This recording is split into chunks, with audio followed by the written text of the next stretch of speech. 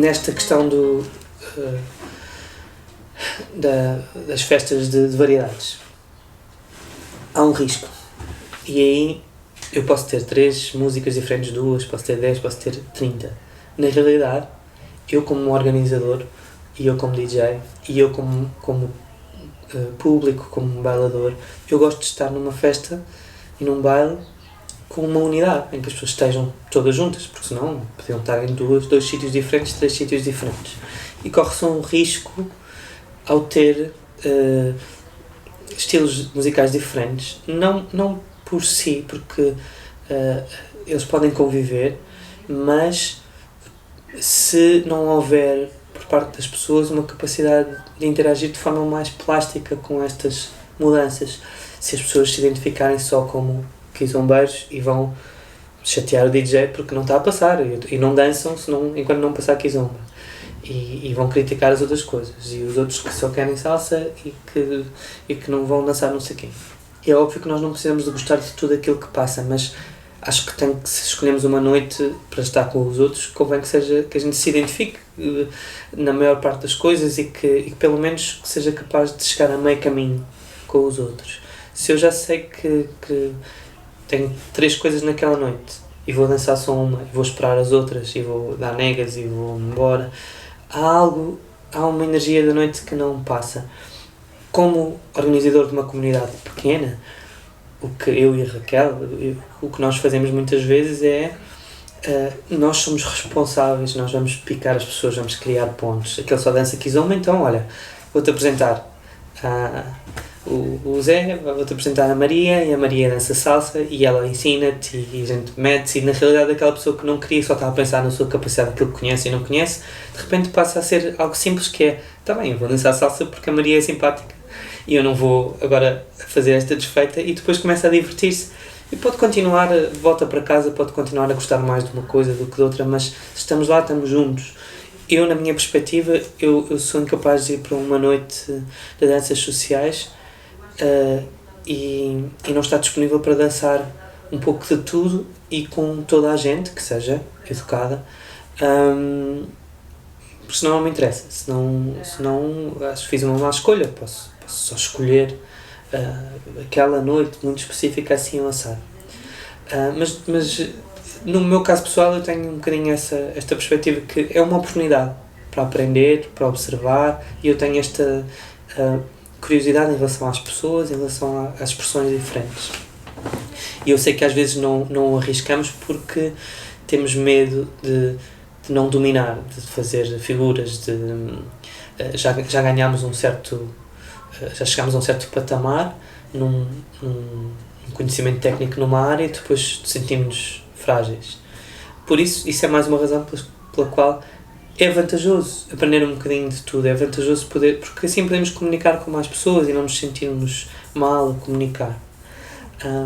Mas acho que há a responsabilidade de quem vai para uma noite de ter capacidade de abraçar toda a gente. Uma coisa é não dançar, atenção, eu só danço kizomba, não vou dançar as outras coisas, mas ser cordial, ser simpático e tal, interagir. Outra coisa é estar numa atitude de eu quero, a noite, isto era bom, era só kizomba. E em alguns casos, e no caso da kizomba, atenção, eu vejo alguns, há um noticiário, meio brincadeira no YouTube, no Facebook, que diz os eventos todos de kizomba numa semana, em Lisboa. E eu vi há uns tempos, eram uns 15 numa semana. E depois de salsa havia meio, porque era uma noite com mistura e tal. E na realidade eu depois como DJ tenho uma noite mista e tenho lá algumas pessoas que se imaginam kizombeiros, que vão exigir e vão numa forma negativa, de uma forma um bocadinho agressiva, pedir mais isto, pedir mais aquilo. Depois acontece o contrário. Depois, como há esta atitude, pode acontecer o contrário, que é, de repente, numa noite de salsa, se por acaso passa uma coisa africana, é gravíssimo, porque de repente desvirtuámos tudo, é como se contaminasse. Acho que é mentira. E pronto. Acho que essa atitude só cria tensões, só cria afastamentos, quando na realidade a dança social serve para nos aproximar. E pronto, eu dou-vos um exemplo, mas tem, de qualquer forma, quando há mistura, mesmo quando não é uma noite totalmente dividida, tem que haver algum sentido na interação. Eu e a Raquel, Estúdio 8, organizamos uma noite bimestral na fábrica do Braço de Prata, que é o Sim Salsa Não É Paraíso. E há uma noite só de salsa, chá. Bom, e só salsa não é só salsa. São 1000 coisas. Com música ao vivo, eu ponho música, mas na realidade às vezes vejo alguns grupos que estão com uma boa atitude e isso faz toda a diferença, quando estão a curtir, mas que são grupos que estão mais ligados à bachata, estão mais ligados às danças africanas, mas que vão lá com uma boa onda. Faz-me todo o sentido, e se calhar mais não numa fase central, nuclear da noite, mas a partir do momento em que já estamos mais descontraídos, há mais espaço e tal, de repente eu ponho uma bachata ou ponho um semba. Sou mais capaz de pôr um semba numa noite destas do que uma kizomba mais urbana. Então, e que bachata é que eu vou escolher? Uma bachata que me faça sentido na linguagem que eu estou a colocar naquela altura, que faça sentido no ambiente da noite, no ambiente de uma noite de salsa e chá e no ambiente de uma noite da fábrica do Braço de Prata, e com um determinado tipo de identidade cultural. E essa identidade não é salseiro, bachateiro, kizombeiro, não. Há identidades que podem ser transversais a tudo isto. Podemos ter uma noite mais agressiva, podemos ter uma noite mais doce, podemos ter uma noite mais de festa, podemos ter uma noite mais técnica, como acontece nos congressos. Então acho que faz sentido essa ligação. E também é importante nós como bailadores, quando escolhemos uma noite, percebemos se é uma noite em que quem nos recebe percebe que há valores comuns dessa noite e os apresenta às pessoas, ou seja, o anfitrião que diz bem-vindos, esta noite tem estas características, e depois tem estas danças que têm características que podem confluir na identidade da noite, ou então é uma coisa desconexa. E quando é uma coisa desconexa, das duas uma. Ou de repente o núcleo duro das pessoas que vão, porque há um professor que organiza, não sei o quê, são mais de uma área e acabam por dominar. Ou então é muito provável que as pessoas acabem por se separar. Depois há outra comunidade, que é a comunidade especialista numa variedade específica. Comunidade que é especialista em noites de salsa e bachata. E a comunidade que é especialista em noites de salsa, bachata e kizomba. E se lhe tirarmos uma delas, eles não sabem o que fazer, não sabem como interagir, ficam irritados, falta qualquer coisa. Bom, por isso é importante definir bem, não é definir a percentagem do que vai passar, mas é definir bem a identidade. Lembro-me que há uns tempos tive...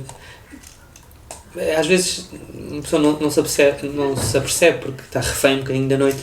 Estive numa Mambo Party que teve 80% de kizomba e mambos, tinha salsa, mambo está quieto. Então o que acontece? Alguns alunos nossos que gostam de kizomba ficaram muito irritados com a noite e não conseguiram, a energia não descolou, não conseguiram interagir. Porquê? Porque a forma de estar muda quando nós percebemos a identidade. Para o que é que vamos? De que forma é que vamos comunicar? Portanto, se lhes tivessem dito, atenção, uma noite de kizomba que tem um bocadinho de salsa e tal, tranquilo, tinham-se divertido. A mesma noite, mas com um conceito diferente e com a falta de rigor na comunicação, irritou-os e criou um ambiente menos bom. Bom, então... tenho aqui outra questão que tem a ver com os grupos, as tribos exclusivas ou inclusivas. Acho que é muito importante que a gente seja capaz de, mesmo que diga eu sou salseiro, que diga eu também sou salseiro e que integre. E isso é muito importante quando nós estamos num grupo que já tem a sua experiência, já tem o seu tempo em conjunto, que se conhece, não sei o quê. Quem vem de fora pode se sentir um bocadinho descontextualizado e pode se sentir que não é desejado lá. Portanto, eu acho que é sempre importante, da mesma forma como se estivermos numa noite de dança, uma pessoa que vem da Eslovénia que está meio perdida e que é especialmente importante integrá-la, da mesma forma como gostaríamos que nos integrassem se fôssemos à Eslovénia. Também é importante integrar pessoas que vemos que têm códigos e que convivem com grupos um bocadinho diferentes, e isso não significa de repente sermos todos iguais, ou não dizemos não, isto não é mais um sítio, não é um sítio mais ligado à salsa ou mais com esta cultura. Pode ser, somos nós, temos esta identidade, mas esta é um espaço aberto e é uma família aberta para receber membros mais constantes, pessoas que vão viver dentro desse meio, ou para receber pessoas que passam, interagem, deixam qualquer coisa, levam qualquer coisa e que não têm tanta continuidade. E, portanto, a minha perspectiva é que eu acho que vale a pena, como grupo, como identidade cultural, abrir as portas e receber sempre outras pessoas e não antagonizar, ok? Porque aí a nossa comunidade vai ganhar e a nossa expressão vai ganhar muito. E eu falo especificamente da salsa, que é molho, em espanhol, e que é feito de uma grande mistura. A própria identidade desta expressão tem a ver com a mistura cultural.